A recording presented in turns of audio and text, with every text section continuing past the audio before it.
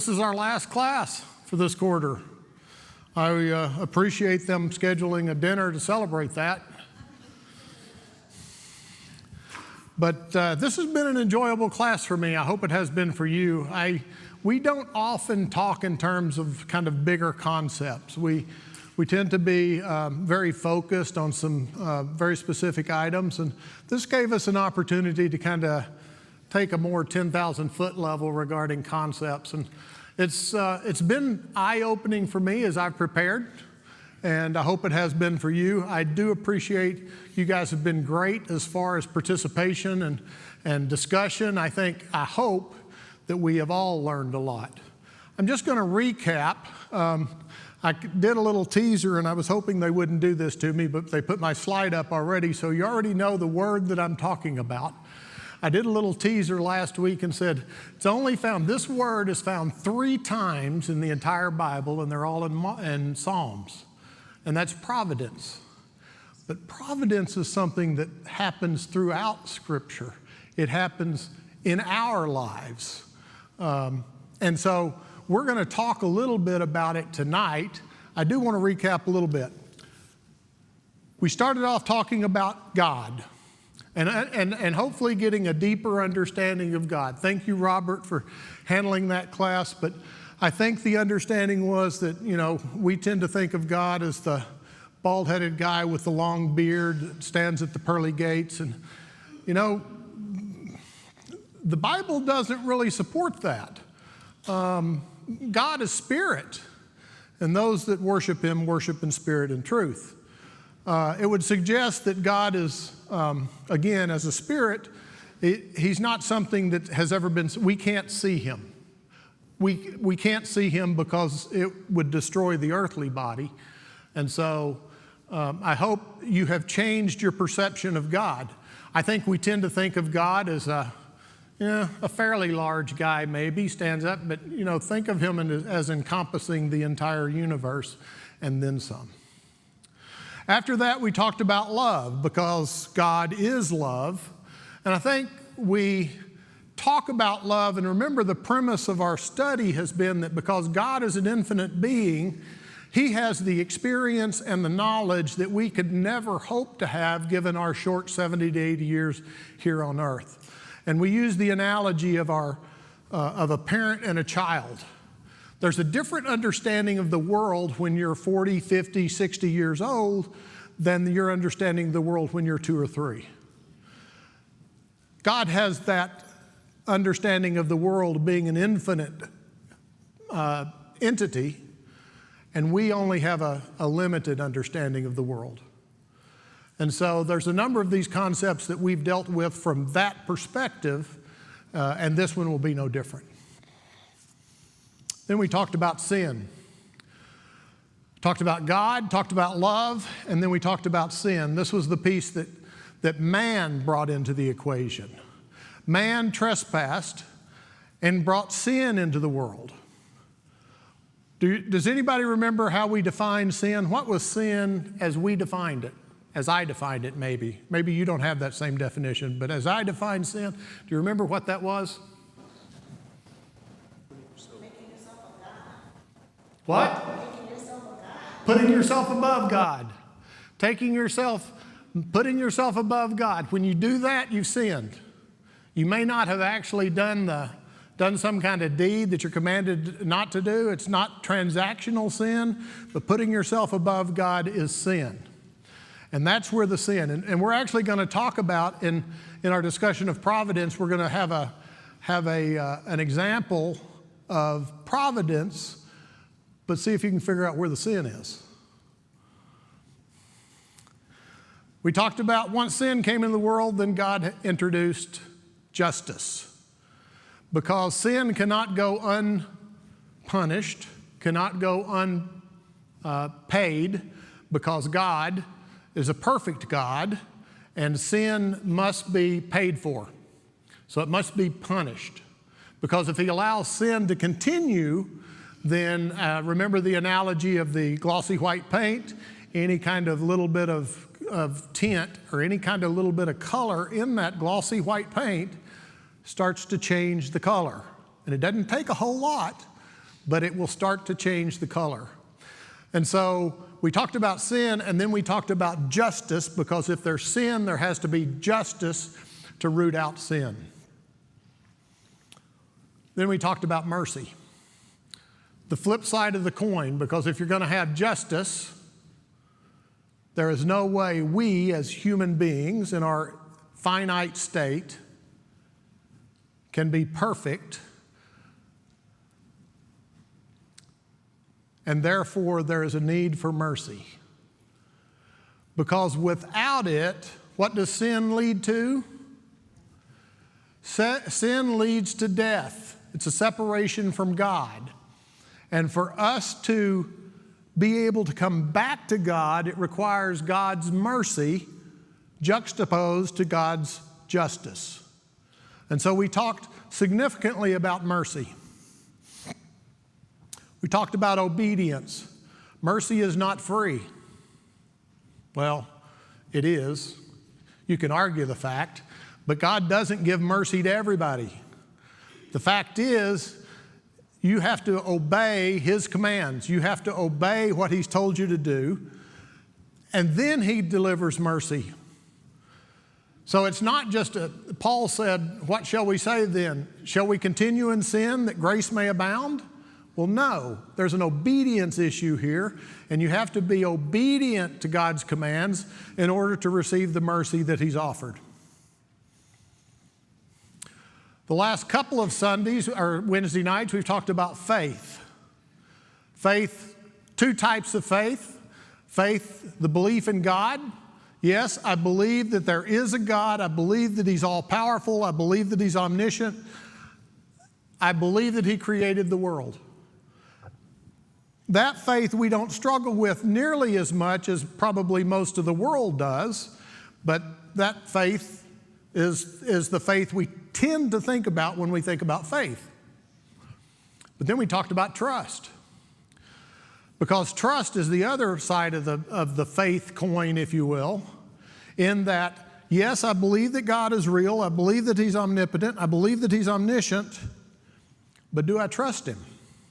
Remember, the demons know that God is real, and they fear Him. We have to put our faith in God, our trust in God, in that the promises that He's given us, He will deliver on. And that's why we're here. Paul says, you know, if it's just this life only, we are of all men to be most pitied. So we trust God as part of our faith. Tonight we're going to talk about something that encapsulates all of those things. We're going to talk about providence. This is something that, you know, we kind of have these discussions. Well, you know, in looking back on things, I can see God's hand in it. I think God's hand is in a lot more than we realize as regards our daily lives. Providence is one of those. Providence is what we're going to talk about tonight, and how God interacts with us in our daily lives. And if you will, I kind of think of anybody in here a bowler? Anybody in here a really bad bowler? Anybody in here ever do the bowling thing where you put the bumpers up so it doesn't get in the gutter?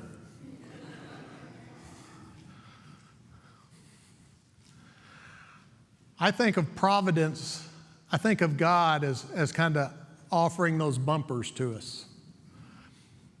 If we're willing, He won't let us get in the gutter. He will put things into our life to kind of steer us. Now, and we're going to talk about this a lot later in a little bit, but it doesn't take away our free will, but He gives us opportunities. He doesn't want us to sin, but He won't stop us from sinning. And I think God provides positive influences and guidance throughout, aside from Scripture.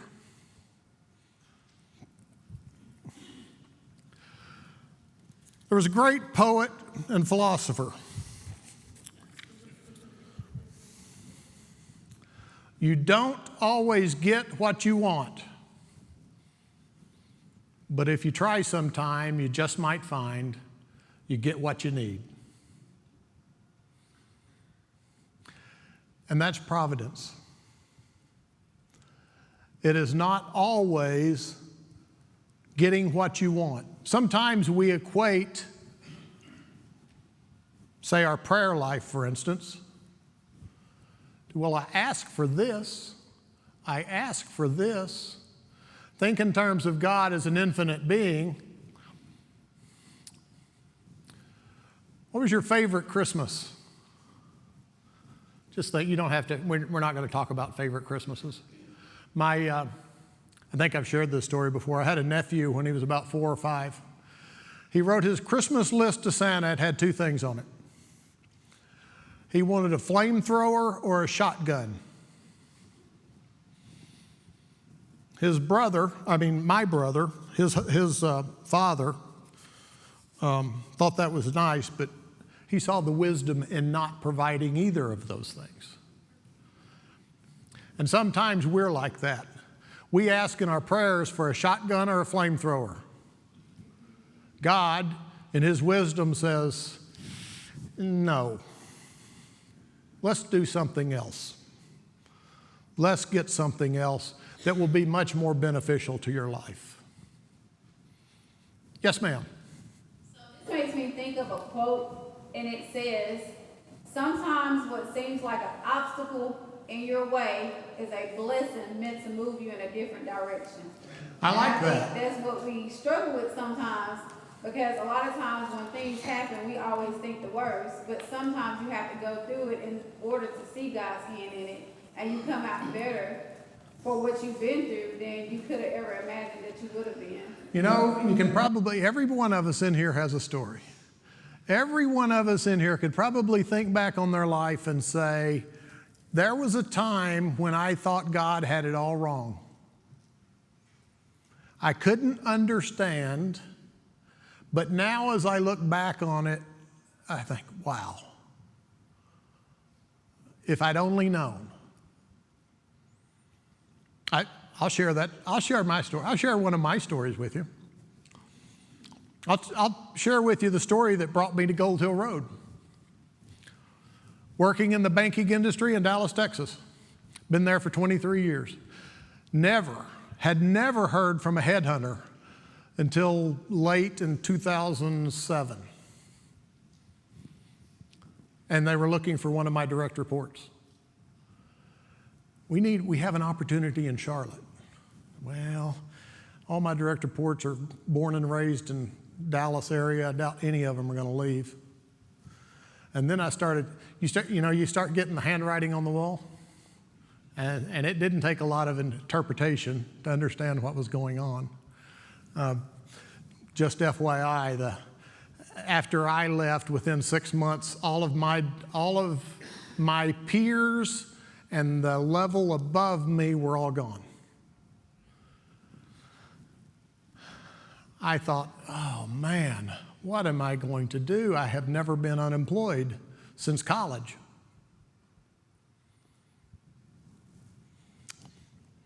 By the time the axe fell, I was already about a month into negotiations with the headhunter and ended up moving me to Charlotte. I'll tell you, losing my job was probably one of the most difficult things that ever occurred to me. But the spiritual growth that I've gotten from that, as I look back over that time, has been unbelievable. As it relates to my professional career, it didn't change a whole lot. We had to relocate. We had to leave family and friends. I knew where I was going, unlike Abraham. I had been here before because I'd been to Charlotte on numerous occasions because this was kind of the headquarters.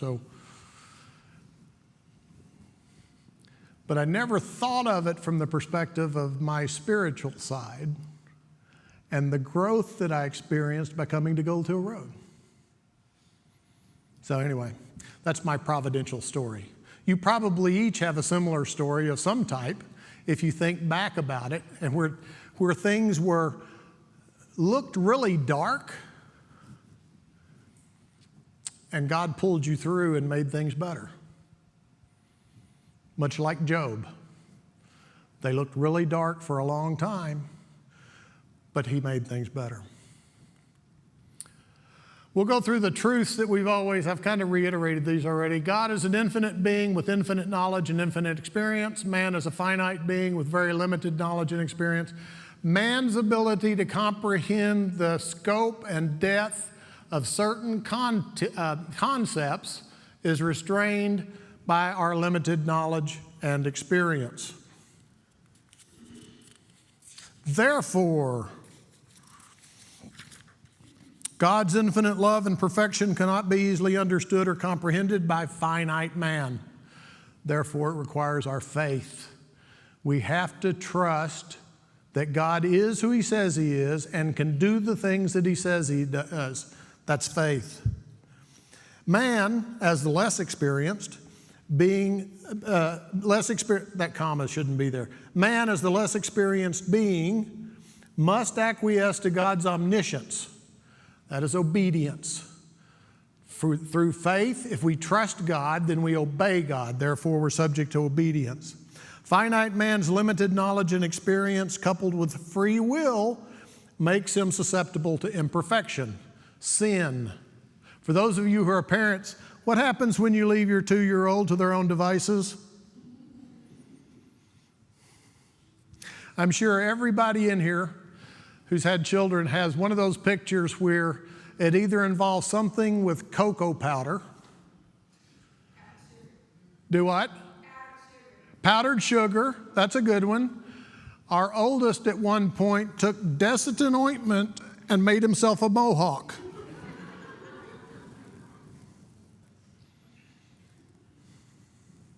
When left to our own devices, we're the 2-year-old in God's eyes.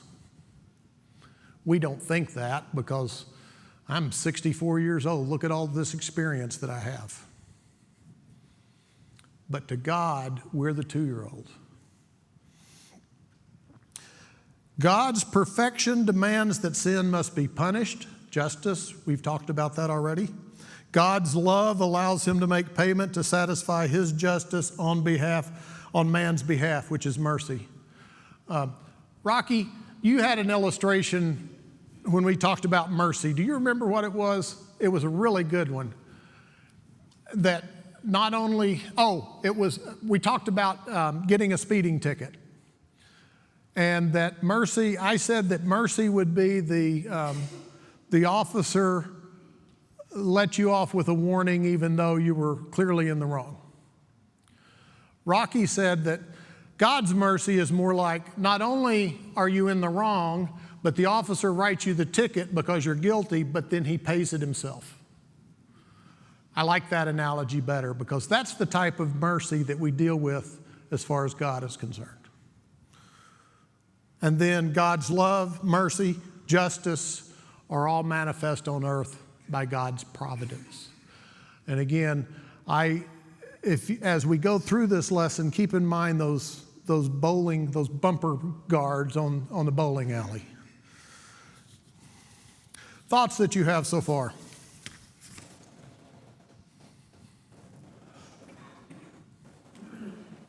All right.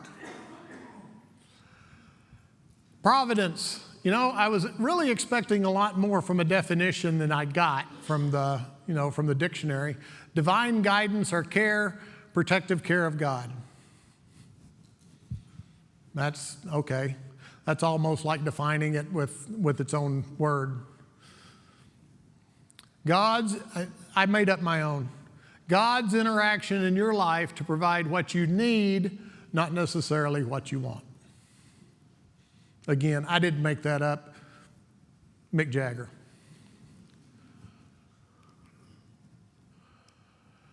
A couple of things that God's providence will not do. Remember, God's providence is the bumper guards on the gutter ball, for the gutter ball. It will not cause you to sin. God will not cause you to sin. He cannot cause you to sin. It says right there in James 1:13, I can't even read that, I'm sorry. Let no one say when he is tempted, I am tempted by God, for God cannot be tempted by evil, nor does he tempt anyone. God will not and cannot cause you to sin because God is perfect. I have up there almost for lack of a better term, devil's advocate discussion. What is Exodus 7:14? Anybody know right off the top of your head? 7 through 14, those chapters. Matt? Moses, Pharaoh, and God. Moses, Pharaoh, and God. It's the 10 plagues. It is the go to Pharaoh. What does it say throughout those verses after each plague? The Lord hardens Pharaoh's heart. Wait a minute, the Lord hardened Pharaoh's heart? Now, does that mean that the Lord was causing Pharaoh to sin? Why not? He still had free will.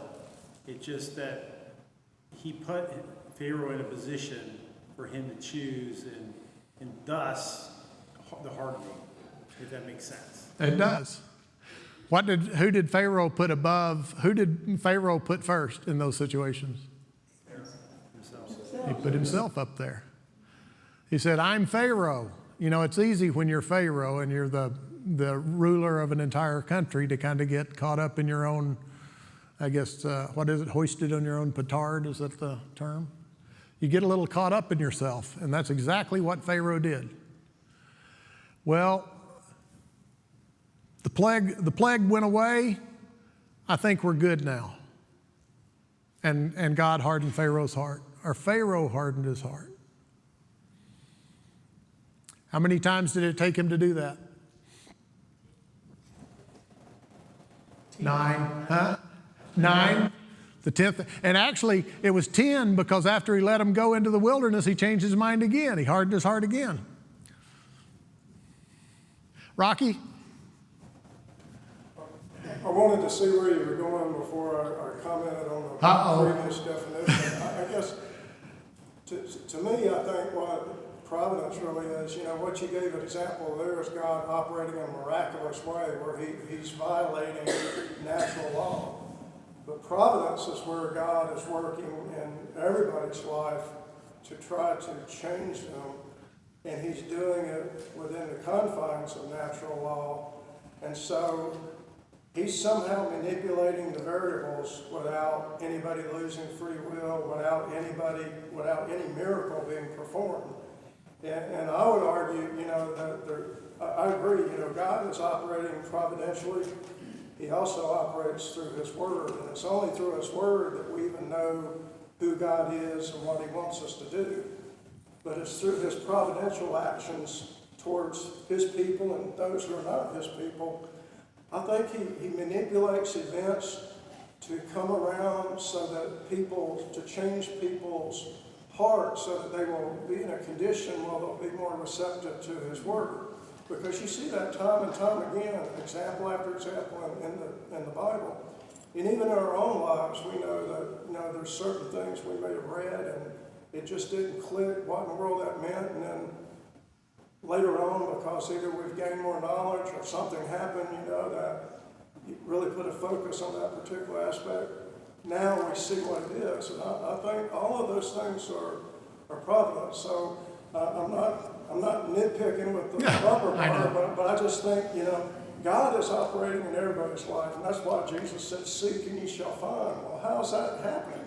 It's happening providentially. I mean, people we come in contact with that, you know, God's providence could be in there because that person is searching for something, and we just happen to come in contact with it, not because we're so clever and we figured it out, but because God manipulated the variables in a non-miraculous way where our free wills allowed us to do that.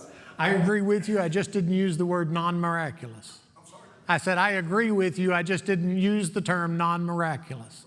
But I agree. I don't think he does anything necessarily miraculous.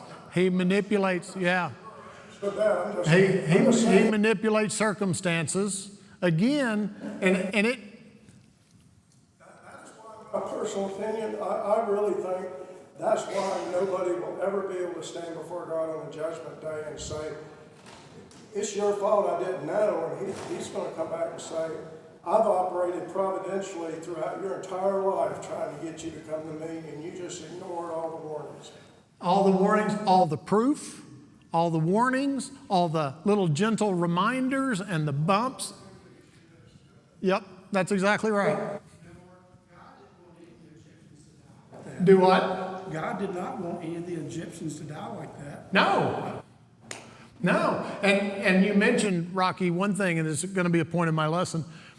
I'll ask it as a question, and then we'll have some discussion. But so, does God's providence only work for Christians or for or people of faith? Robert, Rocky already answered this question. Are you all paying attention? Nobody. No, that's right. God's providence acts for everybody in the whole world. Were the men of Nineveh God's people? They were. Everybody's God's people, right? But were they men of faith? Not until Jonah went to preach to them and told them to repent. And they did. God worked providentially for the men of Nineveh by sending someone to them. Other thoughts you have? Thank you, Rocky. Yes. Oh, hey, Jack.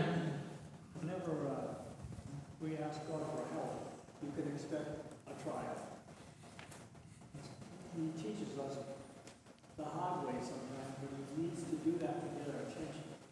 We might feel sincere about asking him for help, but we're not always willing to go through the trial to get there. That's exactly right. And we're gonna talk a little bit later on, if we have time, about prayer, because there's some providence that happens, and like I say, kind of that bumper thing, but there's some that happens because we ask for it. We ask for guidance, we ask for a change.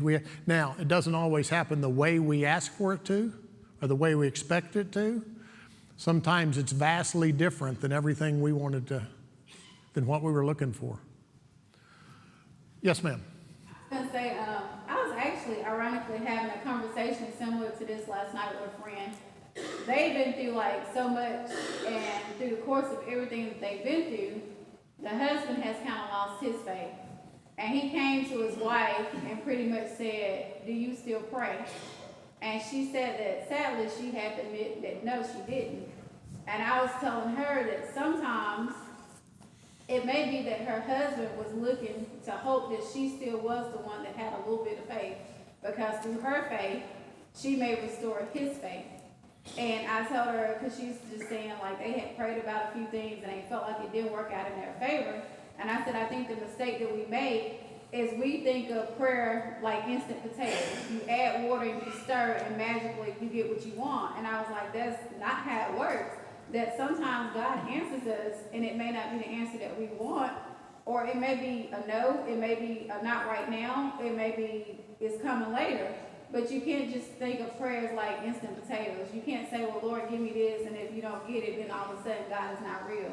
That's just not how it works. I'll go back to my parent-child analogy. How many of you, every time your child asked for something, said yes? Every single time. Absolutely. Yes, you can have that flamethrower and that shotgun. God's the same way.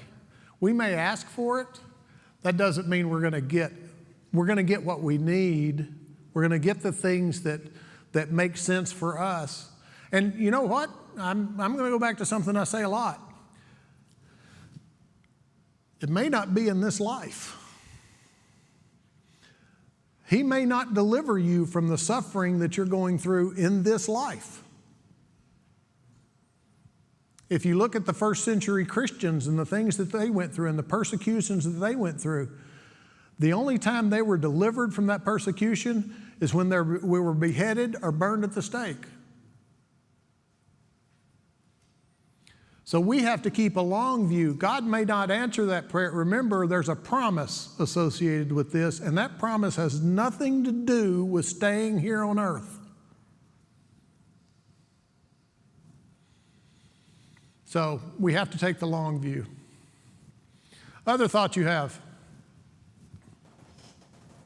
He also never promised it would be easy. You know, just the recent Bible class examples we had about Joseph, you know, I mean, that's providence there, you know, and Joseph was put in a situation providentially in order to accomplish something greater, but during the time he was in Egypt, he was showing God what God's people ought to be behaving as, and they saw that. And in the case like Sunday night, when we were studying about the Philistines, I mean, we saw that over and over again in the book of Judges, where God would allow a nation to rise up against Israel for what purpose? To punish the Israelites because of their wickedness. Okay. So God's providence acts in our spiritual well-being, not in our monetary or not in our physical well-being. It's all in our spiritual well-being. It's You not. got to have the right focus on that. It's not necessarily our well-being here in this realm.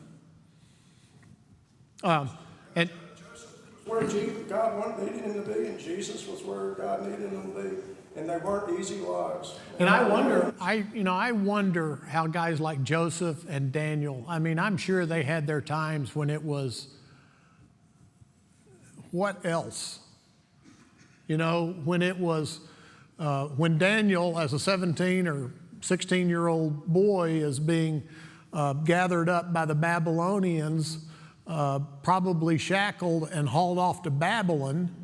I wonder, his parents are likely killed, his brothers and sisters are likely killed, probably in front of him. How do you come out with a faith like Daniel after something like that? We talked about Joseph that Rocky was talking about. Joseph gathered up by his brothers, thrown in a pit, dug out, sold into slavery to a foreign land. He becomes a servant to Potiphar, eventually thrown in jail. How do you recover from something like that? You know, it's easy at that point to just kind of curl up in your jail cell and call it quits. But Joseph and Daniel had some amazing faith. They knew that what was coming for them really had nothing to do with this life. Other thoughts you have? Good discussion. The other thing that God's providence will not do, He will not cause you to sin. Yes? I could quote one verse. Okay.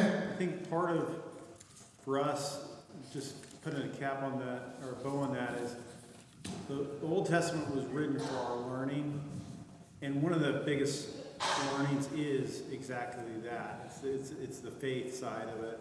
And so Romans chapter 5, verse 2 says, let each of us please his neighbor for his good to build him up. For Christ did, for whatever was written in former days was written for our instruction, that through endurance and through the encouragement of the scriptures, we might have hope. That's right. And hope was not a concept that we talked about in this class, but it's probably one we should have. All right, one other thing that providence will not do. We talked about the fact providence will not cause you to sin. In addition, providence will not keep you from sinning. Providence will not keep you from sinning. We go back to Pharaoh.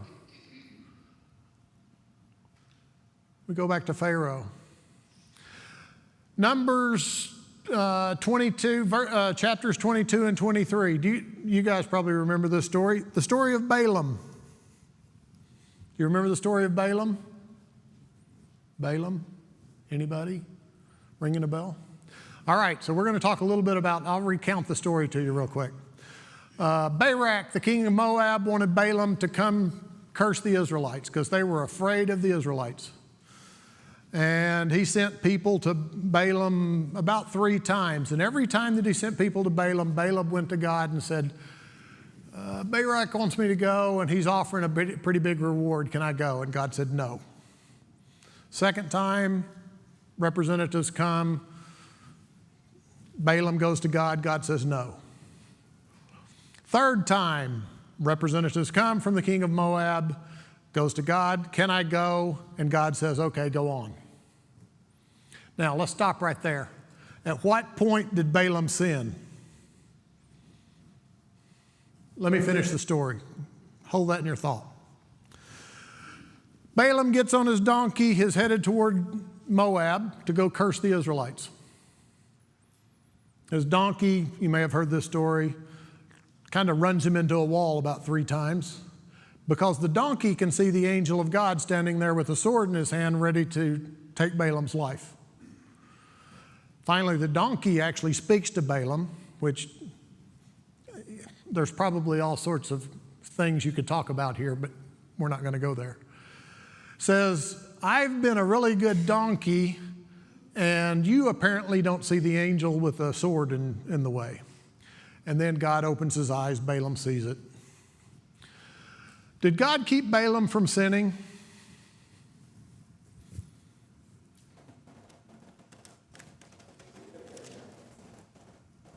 He could have kept going. He could have what? Could have kept going. He did keep going. Really good wake-up call, but he still could have gone and He still went. In fact, Balaam ends up going to the king of Moab. Now, God doesn't let him curse the Israelites. Every time Balaam opens his mouth, he blesses the Israelites. But did God keep Balaam from sinning?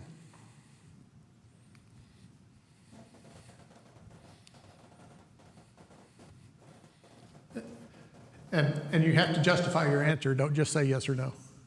Rocky? Well, it was clear that the appeal of the reward was working on him, and that's why he kept asking. And then God finally said you could go. But I think God stopped him because he knew it was still working on him to do that. So when he saw that angel, he went and he did speak just like God told him to speak. But we know that the end of the story is he found another way without directly cursing them to get God's people involved in sinful things and let God destroy them, and he was killed as a result of that. So the reward aspect kept working on him until he finally gave into it. So What was at what point he actually committed sin, I don't know, but certainly by him doing what he did at the end, he was punished for that. At what point did Balaam sin? So eventually, despite God effectively guiding him right multiple times, eventually he took money and then advised Balak how to defeat Israel by getting them to commit sexual immorality. I'm going to, and see, that's the far end of the story. I'm going to go back and say that God put the angel in the way of Balaam not to keep him from sinning because Balaam had already sinned at that point. Disobey God. When he first, what was our definition of sin? Put yourself above God. Put yourself above God. Why did he go back the third time after God had told him no? Okay, you got you parents in here. You ever deal with this? Wear him down and change his mind. That's exactly right. I'm going to do what I want to do, and if I keep after it enough, God will let me. Is that obedience? See, I would submit that Balaam sinned at the point that he put himself above God and said, we're going to do this the way I want to do it because there's a big reward associated with it. And eventually God's going to let me go. So I don't think God did not keep Balaam from sinning. In fact, God was prepared to punish Balaam for sinning. And that was the angel of the Lord with the sword. Now, to your point, Balaam gets his just reward later. But I think Balaam's initial sin was putting himself first. Yes, ma'am. It's like we tell the kids all the time, delayed obedience is not obedience. You don't really get the point, like when you ask someone to do something, if you say no and you keep having to go through it, it's delayed obedience, so it's not really being obedient. That's right. You know, and then they come to you and they say, well, Mom won't let me do it, but let me go ask Dad. This was kind of Balaam's tack here. He was like, okay, God said no this time, but God, do you really understand how much money we're talking about now? Why is that answer no? I mean, look, I could be set. Think of all the good I could do with that money. I don't know if that was Balaam's thinking, but it was certainly the situation that he continued to, I guess, pester God, if you will, around going to help the Moabites. All right. So God will not forcefully keep you from sinning. In other words, it would violate free will, and you will, and you cannot violate free will. If that becomes the case, then there is no sin, because God, just kind of, He's keeping you. It's more than just the bumpers to kind of keep you on the straight and narrow. It's a bowling alley that's as wide as the ball. That's it, with the bumpers. And God doesn't do that. As part of God's daily care, this was referenced earlier. Therefore, do not worry, saying, what shall we eat, or what shall we drink, for what shall we work for? All these things the Gentiles seek, for your heavenly Father knows that you need all these things. Do we leave our daily care to God? Is it only the big decisions that we give to God? The big things? Or is it, do we have to trust God every single day for everything? I think God's providence works on our behalf much, much more than we ever recognize. I told you the story. That's one of the things I can remember. But I think there's probably interactions that we have every single day that are put there by God, and we don't recognize them as God's providence.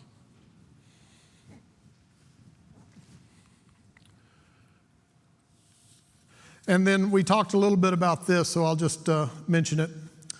Providence for the long term. For I know the thoughts that I think toward you, says the Lord, thoughts of peace, not of evil, to give you a future and a hope.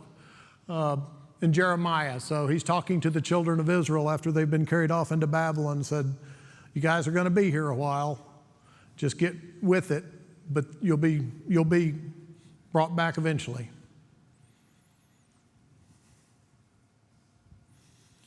And then Hebrews 11:35 and 38. And I use this to go back to illustrate God's providence does not focus on this life, on this realm.